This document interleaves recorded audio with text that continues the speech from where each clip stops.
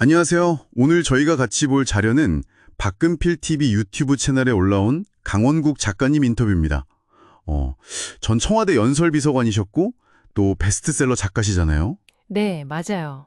이 인터뷰에서 작가님의 삶과 글쓰기, 이런 통찰 대화를 좀 얻어가는 게 저희 목표입니다. 네, 강 작가님 인터뷰 보면 특유의 그 솔직함, 그리고 경험에서 나온 지혜 같은 게 느껴져서 참 좋더라고요. 특히 지식 습득이나 자기 성장에 관심 많은 당신에게는 아주 현실적인 조언이 많을 거예요. 그렇죠. 단순 요약보다는 핵심을 좀 파고들어 보죠. 네, 좋습니다. 첫 번째로 좀 인상 깊었던 게 그 청와대 8년 경험, 거기서 얻은 교훈인데요. 아, 네네. 견디면 시간은 간다. 이거랑 또 하나는 그 소위 높은 사람들 앞에서 그렇게 주눅들 필요 없다. 이 깨달음이요. 처음엔 당연히 위축됐는데 시간이랑 경험이 해결해줬다. 이런 거죠. 이건 누구나 좀 공감하지 않을까요? 그렇죠.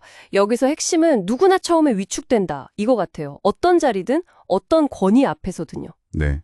중요한 건 그 시간 그리고 경험을 통해서 그 압박감을 좀 이겨낼 수 있다는 거. 그리고 또 사람을 볼 때 지위나 이런 겉모습 말고요. 네네. 그냥 동등한 인격체로 보려는 태도. 그게 결국 중요하다는 메시지 같아요. 겉모습에 속지 말라는 거. 아, 그런 경험 덕분인가요? 강 작가님은 사람은 결국 다 거기서 거기다. 이런 결론을 내렸다고 하시더라고요. 네, 맞아요. 엄청 대단해 보이는 사람도 깊이 알면 그냥 평범하고 저마다 사정이 있고 그렇다는 거죠. 어떻게 보면 되게 인간적인 시선인 것 같아요. 맞습니다. 그래서 그 섣부른 판단, 특히 첫인상이나 어떤 편견 같은 거요. 이걸 경계하라고 되게 강조하세요. 충분히 알기 전까지는 좋다, 싫다 이런 감정을 가질 필요도 없다는 거죠. 모든 사람은 자기만의 이야기가 있고 그 자체로 존중받아야 한다. 이런 생각으로 이어지는 것 같아요. 남하고 비교하면서 막 의기소침하거나 우쭐댈 이유가 전혀 없다. 그냥 각자 자기 삶의 길을 가라. 이런 응원처럼 들리기도 하고요. 그 인정 욕구에 대한 고백도 좀 흥미로웠어요.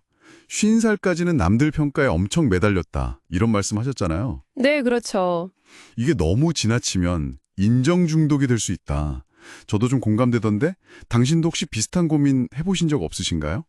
이걸 그럼 어떻게 극복해야 할까요? 강 작가님은 결국 나답게 사는 것, 그리고 남과 비교하지 않는 것, 이게 답이라고 딱 잘라 말하세요. 네. 다만 직장처럼 평가가 일상인 곳에선 이게 현실적으로 참 어렵다. 이것도 인정하시고요. 그렇죠. 어렵죠. 그래서 제안하는 게 직장 생활은 일종의 홀로서기를 위한 준비 기간으로 삼고 진짜 나에게 집중하는 삶은 퇴직 후에 본격적으로 시작해라. 이런 조언이더라고요. 아, 현실적인 타협과 좀 장기적인 목표 설정 이런 느낌이네요. 네, 약간 그런 거죠. 그렇군요.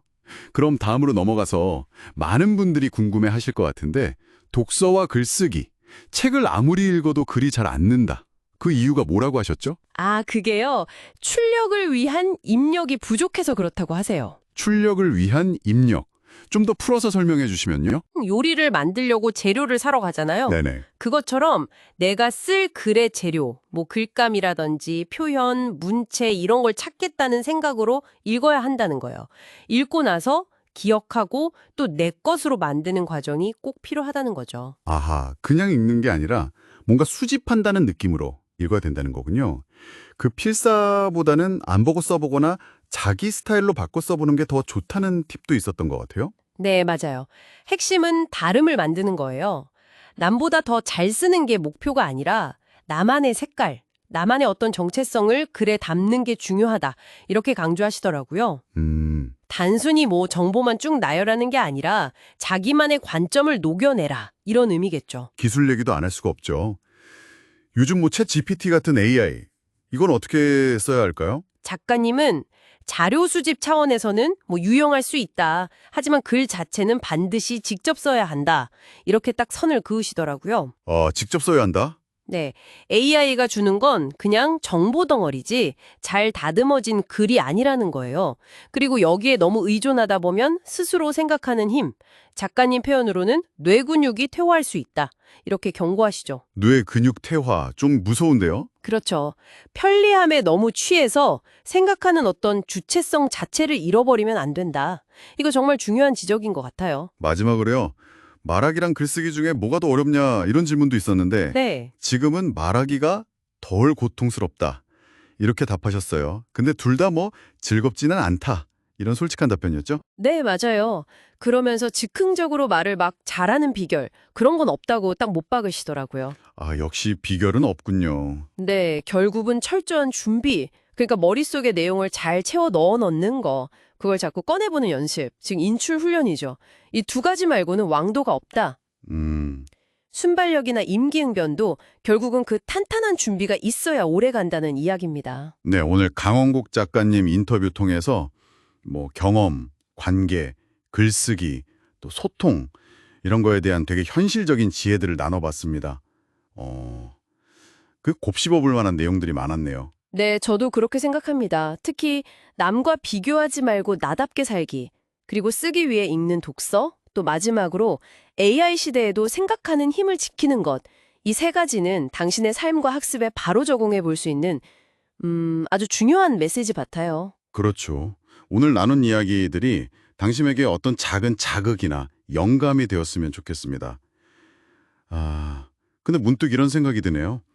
강 작가님한테는 아내분이 글동무이자 생각동무였다고 하셨잖아요. 네, 맞아요. 혹시 당신에게도 이렇게 좀 편하게 생각을 나누고 피드백을 주고받을 수 있는 그런 존재가 있나요? 만약 없다면 그런 관계를 어떻게 만들어갈 수 있을지 한번쯤 고민해 보시는 것도 좋지 않을까요?